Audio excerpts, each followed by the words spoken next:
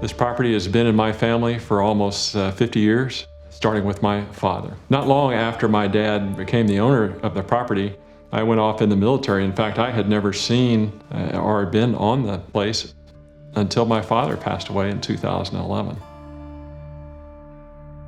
One thing I can tell you is that the very first time that I ever came here, I knew there was something unique, something special about this place. Now, I served in the Air Force for 28 years, and I've been everywhere from the Middle East to various parts of the United States, Alaska, and a number of places in the Pacific. I've been to some more physically beautiful places, but there is a unique beauty and feeling here, not only with the habitat, but the animals, the wildlife that surrounds you. It just, to me, creates a feeling that is hard to find anywhere else.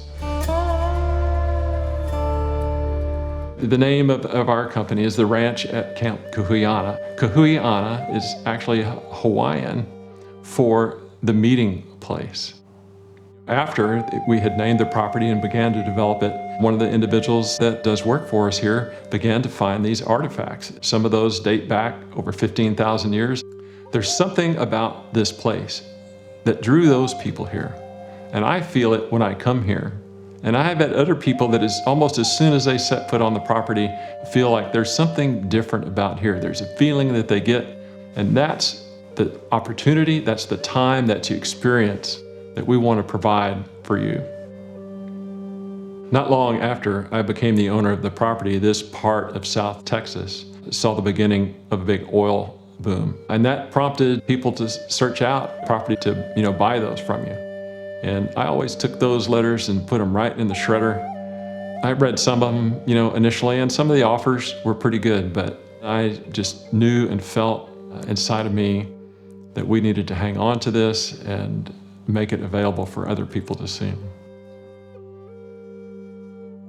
really just stood out to us that one of the best ways to share it with other people was to provide hunting opportunities of white-tailed deer.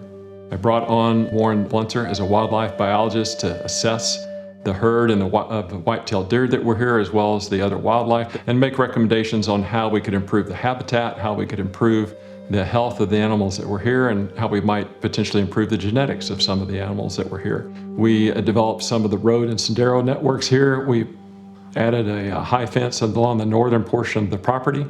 We added new water systems in both the northern and southern parts of the property, with buried underground water lines, concrete water troughs, to provide near maintenance-free and widespread availability of water for the animals.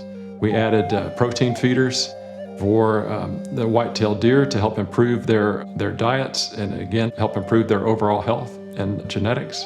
And then we also placed a series of lines and corn feeders in different select parts of the property to provide opportunities for those hunters to come in and see the white-tailed deer and other wildlife that we have available, and take one of those home with them.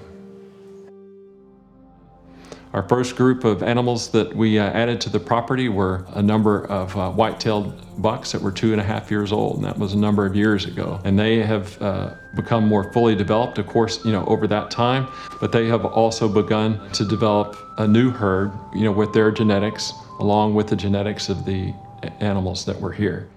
So what we see now is, it's an incredible difference. And now we see the fruits of that labor with some tremendous bucks and some tremendous animals that we like just going out into the stands and watching them and trying to take pictures of them. They'll stand still long enough for us to do that. In what I call the Central Park location on the ranch are the facilities that support all the other operations here. I think my dad would be proud of what I've done.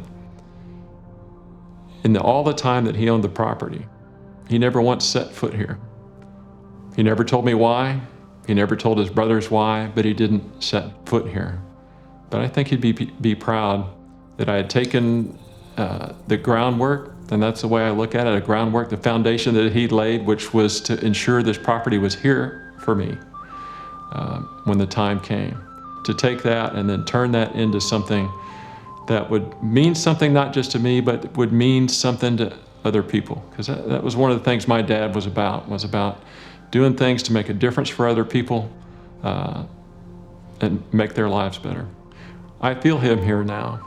I can feel his presence, and sometimes I feel like he's looking over my shoulder, helping make decisions about some of the things that happen. And I'm sure there are times when he's shaking his head saying, I'm not sure I would have done that way. But in the end, I think he's happy.